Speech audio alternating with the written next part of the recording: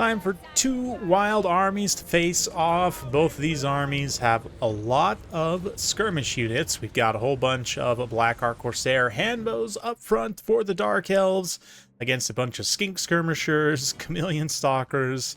We've got a Slaawn Mage of Metal with Searing Doom and Plague of Rust, two Saurus warriors, Solar Engine, and some Cold One riders. So yeah, the submitter of this replay, its current year, described his opponent's army as unfathomably based, and it is quite the build, I have to say.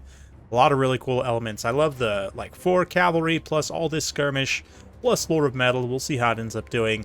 On the flip side, yeah, the counter skirmish here of these Corsair handbows, plus the mobility of the Dark Elves, going for something somewhat similar, but obviously more value-focused on individual units, with Marathi here to throw some Melkos Mystifying Miasma, which against those low-cost skink skirmishers is not going to be super efficient in terms of damage value, but you got to get through those units somehow. And some combined shooting from the Corsair handbows and that Mystifying Miasma, able to route that one unit away. Even just Dark Riders charging through, charging down the skink skirmishers. Hits them pretty hard, but then the second wave of Stalkers is going to follow up, and they should blend through these Dark Riders relatively okay. Let's see if they're able to actually use their little precursor bombs or not. Maybe not, actually. Cold One Dread Knights especially going to be too heavy for them to tangle with. But yeah, you see on the far side there, Doomfire Warlocks, Dark Riders. I wish they were Darkfire Riders. They're pulling back here as well. These Stalkers did use their precursor bombs, so getting some good value. Same thing on the far side here. The Lizard Cavalry. Looks like debuffs going to be thrown down by Slaanesh Harvesters.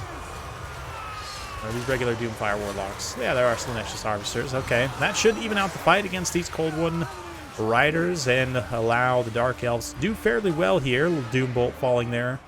Also, yeah, I haven't really been paying too much attention to where those Plagues of Rust and Searing Dooms have been going yet, so far, I should say. But let's see if those do get dropped and where they get dropped, like these higher value, high armor units, of which there are, I mean, I guess really the Cold One Knights, who have mostly been destroyed already. I'd imagine those Cold One Dread Knights probably got a Plague of Rust there. But yeah, just getting overwhelmed by volume of skinks. Here we see a little overcast Searing Doom. It is going to take up some extra winds. Magic does make the area of effect a bit larger, a bit harder to dodge, but generally I'm a big fan of casting Searing Doom on cavalry units that are already engaged, like right here. Cast the single cast, fill as many models as you can in it, and it's very efficient damage on those tightly packed cavalry units once they're engaged. You do have to be, especially in a situation where, if they disengage, they could potentially take a lot of damage. You really force them to make an uncomfortable decision, but Slaanesh Harvesters, they're going to drop the Soul Stealer here, heal themselves up a little bit, and significantly even out the fight. Soul Blight as well. That said, they are still taking some pretty big damage. That blinded debuff from the Solar Engine, so strong. Something major to be considering here. Wherever the Solar Engine is applying its attacks, it is going to be majorly nerfing the stats of whatever it makes contact with. See there, that blinded effect, down to only 4 melee defense. Those Doomfire Warlocks are just asking to be smacked by whatever you call these things. I should probably know, but the swords, the obsidian swords, more or less, the cudgels and clubs and whatever you want to call their implements of destruction. Here, the Lizardmen swiping away, but the leadership proving to be a little tenuous. The two Saurus are quite healthy still, and their sort of survivability at this late stage is pretty important, but Slaan's also got to be a little bit careful not to get overexposed and take a bunch of crossbow bolts from these handbows. Right now, yeah, they're not necessarily focus firing the Slaawn, but Marathi's also anti-large and a pretty good combatant overall. Murderous Prowess is going to fall off just as she engages here, and she also gets a little basic Plague of Rust, still 34 armor, but not really going to help the Slaawn survive, if anything, here. And yeah, you see the Doom Bolt, you see the fire coming in from the handbows. And with the Slaawn gone, that's going to be tough for the Lizardmen to succeed here. But let's see. These Saurus are still quite healthy. Solar Engine also has a good amount of ammunition left. But the problem is actually killing Marathi could be pretty difficult, other than, you know, hoping that she blunders into range of like mass skink skirmishers, which I don't think there's even enough massive skink skirmishers left. So don't want to call things too early, but Lizardmen definitely in a pretty favorable position here. Yeah, Slon even shatters and is likely to get fully killed here. He only has about 300 HP left. But let's see. Saurus getting soul blighted. Tears away their armor, and their considerable weapon strength is reduced as well. Along with the poison, that's a fairly considerable weapon strength debuff, but yeah, looks like it's enough to rout that one unit away. This other unit, leadership is teetering on the edge. Solar Engine has a beautiful firing lane to shoot in, apply that blinded debuff to multiple units, but now Fletch's Harvesters try and engage in melee and just immediately tear out. This tattered unit of handbow is going to use the last of their ammunition to try and deal with the Solar Engine. But yeah, you can see the balance of power tipping pretty heavily at this point.